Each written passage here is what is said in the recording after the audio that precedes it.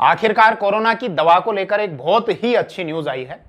भारत सरकार के रक्षा मंत्रालय के अधीन काम करने वाला एक संगठन DRDO, defence research development organisation, जिसको हम रक्षा अनुसंधान विकास संगठन कहते हैं, इसकी एक लेबोरेटरी और इसके एक इंडस्ट्री पार्टनर ने मिलकर 2DG नाम से कोरोना की एक दवा बनाई है।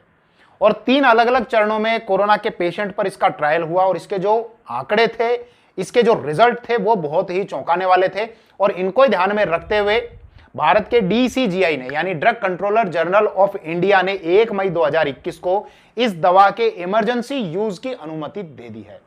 तो इस दवा का क्या असर होता है, ये कैसे काम करती है और इसका कब कब किन पेशेंट पर ट्रायल हुआ, इस संपूर्ण विषय पर मैं आपके साथ बात करने वाला हूं। और इसके अलावा एक अच्छी न्यूज और है, आप सभी के आशीर्वाद और दुआओं से, प्रार्थनाओं से मेरी जो कोविड की रिपोर्ट आई है वो आज नेगेटिव आ गई है, यानी कि अब कोरोना को हरा दिया गया है। अभी मैं ये वीडियो शूट कर रहा हूं 9 मई 2021 को और आज ही मेरी रिपोर्ट आई है जिसमें नेगेटिव लिखा हुआ है। तो मैं रमन भारद्वाज, आइए शुरू करते हैं। भारत सरकार के रक्षा मंत्रालय के अधीन काम करने वाला एक संगठन है DRDO, defence research development organisation, मतलब रक्षा अनुसंधान विकास संगठन। जैसा इसके नाम से ही क्लियर है कि यह रक्षा के क्षेत्र में अनुसंधान करता है और विकास करता है, यानी डेवलपमेंट करता है। रक्षा क्षेत्र यानी देश को कैसे आत्मनिर्भर बनाया जाए, कैसे अच्छी अच्छी मिसाइलें बनाई जाएं, कैसे अच्छे सैन्य उपकरण बनाए जाए, ताकि अगर कोई दुश्मन देश हम पर आक्रमण करे तो हम तकनीकी सैन्य क्षेत्र में तकनीकी रूप से सक्षम रहें। तो इसको लेकर यह डीआरडीओ काम करता है। इस डीआरडीओ का इस नाम से, यानी डीआरडीओ के नाम से जो अस्तित्व आया था वो आया था 1958 में। वर्तमान इसके अध्यक्ष हैं डॉक्टर जी सतीश रेड्डी। ये डीआरडीओ देश भर में 50 से अधिक लेबोरेटरीज हैं इस डीआरडीओ की, और इन्हीं लेबोरेटरीज में से एक लैब है जिसका नाम है institute of nuclear medicine and allied sciences, और इसका एक इंडस्ट्री पार्टनर है, वो है डॉक्टर रेड्डीज लेबोरेटरी हैदराबाद। तो डीआरडीओ की एक lab institute of nuclear medicine and allied sciences और इसका एक industry partner doctor Reddy's laboratories, इन दोनों ने मिलकर कोरोना की एक दवा बनाई है जिसको 1 मई 2021 को अनुमति मिल गई है।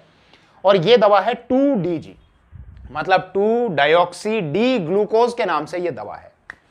इस दवा को लेकर 3 अलग अलग चरणों में ट्रायल हुए थे और उनके बहुत चौंकाने वाले रिजल्ट थे।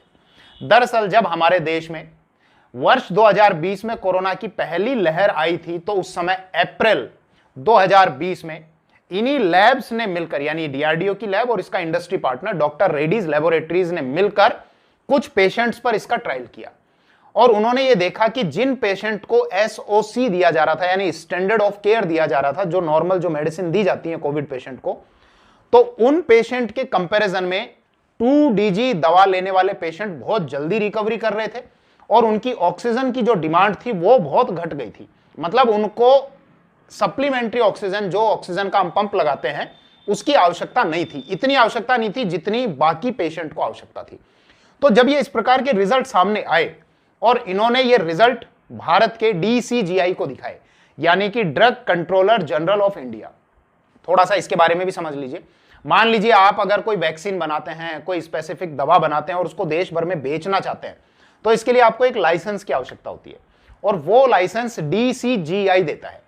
तो इनके द्वारा जब इस प्रकार के ट्रायल किए गए, डाटा सामने आए, तो इन्होंने DCGI को बताया और DCGI ने इनको अनुमति दी कि आप सेकंड फेज का भी और ट्रायल करें और कैसे रिजल्ट सामने आते हैं, इसके क्या पॉजिटिव रिजल्ट्स हैं और क्या नेगेटिव रिजल्ट्स हैं, वो दोनों आप बताइए। तो इन्होंने सेकंड फेज का फिर से ट्रायल किया और सेकंड फेज का जो ट्रायल हुआ वो हुआ मई 2020 से अक्टूबर 2020 के मध्य। सेकंड फेज को इन्होंने 2 चरणों में डिवाइड किया, एक तो था सेकंड ए और एक था सेकंड बी।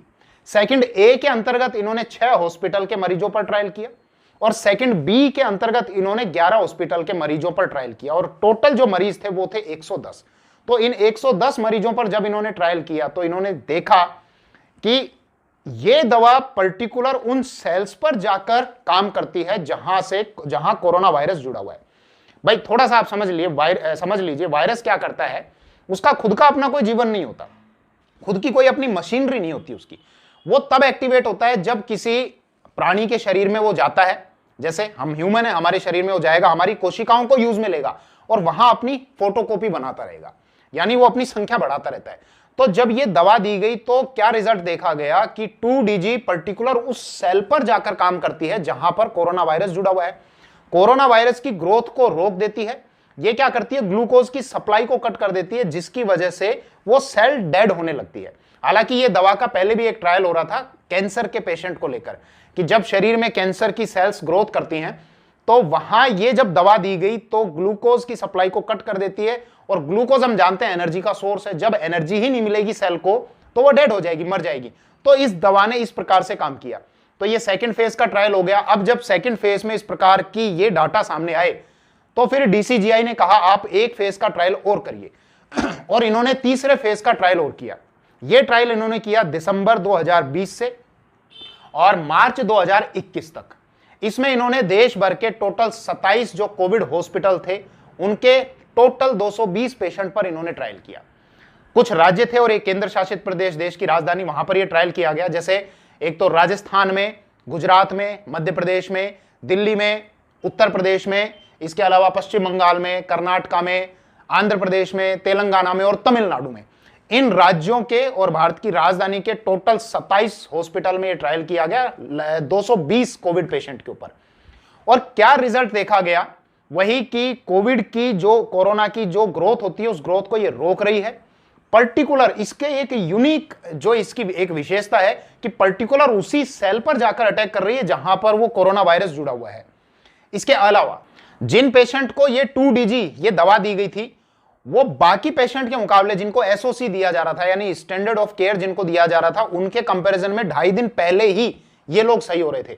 और SOC जिनको दिया जा रहा था उनके कंपैरिजन में 2DG दवा लेने वाले पेशेंट को 41% तक बाहरी ऑक्सीजन की कम आवश्यकता पड़ रही थी। बाहरी ऑक्सीजन मतलब जब सिलेंडर हम लगाते हैं, ऑक्सीजन लेते हैं दूसरे सोर्सेज से, तो 41% तक उनको कम आवश्यकता पड़ रही थी। तो जब ये रिजल्ट फिर से साझा किए गए तो DCGI के द्वारा 1 मई 2021 को इस दवा को देश भर में पेशेंट को देने के लिए अनुमति दे दी गई।